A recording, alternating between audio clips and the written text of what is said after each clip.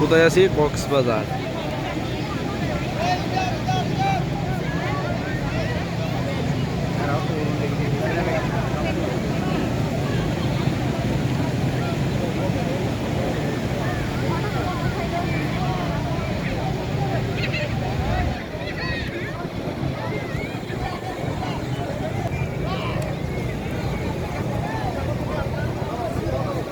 আমরা এখন কোথায় আছি?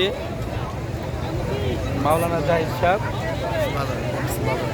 কক্সবাজার। আমরা কি করতে আসছি আপনি কিছু বলবেন হুজুর?